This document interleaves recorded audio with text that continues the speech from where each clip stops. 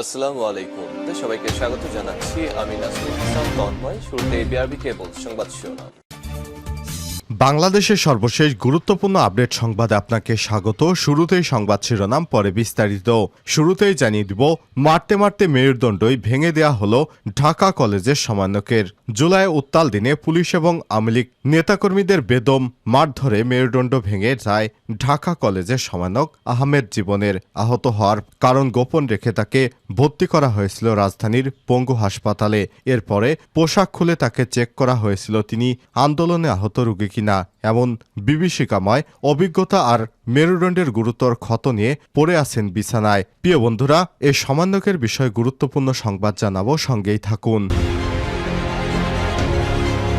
এরপর জানিয়ে দিব, স্বাস্থ্যমন্ত্রীর অস্বাস্থ্যকর মগজে কিলবিল করত কুবুদ্দি, জাহিদ মালেকের অনিয়ম এবং দুর্নীতি। একটি মন্ত্রণালয় সব ধরনের পরিকল্পনা গ্রহণ থেকে বাস্তবায়ন, বরাদ্দ, বাজেট প্রণয়ন, এমনকি যে কোনো ব্যয় মঞ্জুরি সবকিছুই মন্ত্রীর প্রত্যক্ষ তত্ত্বাবধানে সম্পন্ন হয়। মন্ত্রণালয়ের অধীনে যাবতীয় দুর্নীতি সবকিছু জাহিদ মালেকের অধীনেই হতো। জানাবো এই কুখ্যাত সাবেক স্বাস্থ্যমন্ত্রী সম্পর্কে, সঙ্গেই থাকুন। এদিকে লন্ডনে বেক্সিমকোর দুই যুবরাজের 846 কোটি টাকার ফ্ল্যাট এবং বাড়ি। বাংলাদেশের অন্যতম শিল্পগোষ্ঠী বেক্সিমকো গ্রুপের vice chairman Salman F Rahman এবং তার ভাই সোহেল রহমানের ছেলে যুক্তরাজ্যের লন্ডন শহরের সবচাইতে অভিজাত এলাকায় 846 কোটি টাকায় 6টি ফ্ল্যাট কিনেছেন। এ বিষয়ে গুরুত্বপূর্ণ সংবাদ থাকবে বন্ধুরা। সম্পূর্ণ সংবাদটি জানতে ভিডিওটি না টেনে দেখতে থাকুন। এদিকে অনির্দিষ্টকালের কর্মবিরতির ডাক কুষ্টিয়ার পরিবহন শ্রমিকদের। কুষ্টিয়ায় অনির্দিষ্টকালের জন্য কর্মবিরতির ডাক দিয়েছে পরিবহন শ্রমিকেরা। আর সকাল 6টা থেকে এই কর্মবিরতি শুরু হয়েছে। জেলা পরিবহন শ্রমিকেরা এতে সমর্থন জানিয়েছেন জেলার পরিবহন মালিক সংগঠনগুলো। এতে অভ্যন্তরীণ রুটে বাস বন্ধ থাকলেও শুধু শুক্রবার ঢাকাগামী বাস চলাচল করবে। জানিয়ে দিব, গণ অভ্যুত্থানে আহতদের চিকিৎসা সরকারি খরচে তৈরি হচ্ছে তথ্যভাণ্ডার। জুলাই থেকে শুরু হয়ে বৈষম্য বিরোধী ছাত্র আন্দোলন। এক পর্যায়ে এক দফার চূড়ান্ত আন্দোলনে ছাত্র জনতার অভ্যুত্থানে গত 5ই আগস্ট পতন হয় আওয়ামী লীগ সরকারের। এই আন্দোলনে প্রাণ হারায় কয়েকশো ছাত্র জনতা। আহত হয়ে 18,000-এর বেশি মানুষ চিকিৎসা নেন দেশের সরকারি বেসরকারি হাসপাতালে। আহতরা এখনও কাতরাচ্ছেন হাসপাতালের বেডে। এদেরকে সরকারি খরচে চিকিৎসা দেয়া হবে। এ কারণে সরকারি উদ্যোগে তৈরি হচ্ছে তথ্যভাণ্ডার এবং ফান্ড। এবং সর্বশেষ জানিয়ে দিব, সেনাবাহিনীর অভিযানে সিকিবিতে দেশীয় অস্ত্র এবং মদের বোতল উদ্ধার। সিলেট কৃষি বিশ্ববিদ্যালয়ের বিভিন্ন আবাসিক হলে অভিযান চালিয়ে বিপুল অস্ত্র এবং মদের বোতল উদ্ধার করেছে সেনাবাহিনী। বৃহস্পতিবার 5ই সেপ্টেম্বর বিকাল 3টা থেকে 6টা পর্যন্ত বিশ্ববিদ্যালয়ের 5টি আবাসিক হলে অভিযান চালিয়ে বিপুল অস্ত্র এবং মদের বোতল উদ্ধার করা হয়। বিষয়টি কালবেলাকে নিশ্চিত করেছেন সিলেট কৃষি বিশ্ববিদ্যালয়ের প্রক্টর অধ্যাপক মোজাম্মেল হক। বিশ্ববিদ্যালয়ের সূত্র থেকে জানা গেছে, বৃহস্পতিবার বিকেলে বিশ্ববিদ্যালয়ের শাহপরান, বঙ্গবন্ধু শেখ মুজিবুর রহমান, হুমায়ুন রশিদ চৌধুরী, আব্দুস সামাদ আজাদ হল এবং শাহ এএমএস কিবরিয়া হলে অভিযান চালিয়ে সেনাবাহিনী এগুলো উদ্ধার করে। সিলেট কৃষি বিশ্ববিদ্যালয়ের প্রক্টর অধ্যাপক মোজাম্মেল হক কালবেলাকে বলেন, বিশ্ববিদ্যালয়ের 5টি আবাসিক হলে অভিযান চালিয়ে সেনাবাহিনী এ সময় উদ্ধার করেছে 120টি রামদা, 150টি মদের খালি বোতল, 1.5 শতাধিক লোহার পাইপ, 16টি হেলমেট উদ্ধার করা হয়েছে। কাউকে আটক করা হয়নি। অভিযানে উপস্থিত ছিলেন সেনাবাহিনীর ওয়ারেন্টেড অফিসার সোহরাব, বিশ্ববিদ্যালয়ের প্রক্টর অধ্যাপক মোজাম্মেল হক, ছাত্র পরামর্শ এবং নির্দেশনা দপ্তরের পরিচালক অধ্যাপক এমদাদুল হক এবং বিভিন্ন হলের প্রভোস্টরা। প্রিয় দর্শক, এতক্ষণ শুনছিলেন সংবাদ শিরোনাম, এবারে বিস্তারিত। তবে তার আগে বন্ধুরা, অনুরোধ থাকবে এই সংবাদটিতে একটি লাইক দিন। এই চ্যানেলে আপনি নতুন হয়ে থাকলে আমাদের সংবাদটি দেখতে দেখতে চ্যানেলটি সাবস্ক্রাইব করে রাখুন। কমেন্ট করে আপনার মূল্যবান মতামত জানিয়ে দিন বন্ধুরা, আপনি বিশ্বের কোন দেশ থেকে বা বাংলাদেশের কোন স্থান থেকে আমাদের সংবাদটি দেখছেন এবং শুনছেন। এবারে বিস্তারিত। মারতে মারতে মেরুদণ্ডই ভেঙে দেওয়া হয় ঢাকা কলেজের সমন্বয়কের। জুলাইয়ের উত্তাল দিনে পুলিশ এবং আওয়ামী লীগ কর্মীদের বেদম মার ধরে মেরুদণ্ড ভেঙে যায় ঢাকা কলেজের সমন্বয়ক আহমেদ জীবনের। আহত হওয়ার কারণ গোপন রেখে তাকে ভর্তি করা হয়েছিল রাজধানীর পঙ্গু হাসপাতালে। এরপরও পোশাক খুলে তাকে চেক করা হয়েছিল তিনি আন্দোলনে আহত রোগী কিনা এমন বিভীষিকাময় অভিজ্ঞতা আর মেরুদণ্ডের গুরুতর ক্ষত নিয়ে পড়ে আছেন বিছানায়। ঢাকা কলেজ থেকে অনার্স মাস্টার্স পাশ করা আহমেদ জীবন সরকারি চাকরির বয়স শেষের দিকে, তাই কোটা বৈষম্য দূর করার দাবিতে নেমেছিলেন রাজপথে, কিন্তু সেই পথের মাঝেই তার মেরুদণ্ড ভেঙে দিয়েছে পুলিশ এবং আওয়ামী লীগের কর্মীরা। এ সময় আহমেদ জীবন বলেন, ধা পাল্টা দেওয়ার মধ্যে কিছু জুনিয়রদের রক্ষা করতে গিয়ে আমি ঝামেলার মধ্যে পড়ে যাই। এক পর্যায়ে আমি মাটিতে লুটিয়ে পড়ি। এ সময় পুলিশ এবং ছাত্রলীগ ও যুবলীগের কর্মীরা লাথি মারতে থাকে। পরে হাত দিয়ে মাথা রক্ষা করি, কিন্তু তখন তারা পিঠে খুব জোরে জোরে হাতুড়ি দিয়ে আঘাত করে। পরে এমআরআই রিপোর্ট আসার পরে বুঝতে পারি আমার মেরুদণ্ড ভেঙে ফেলা হয়েছে।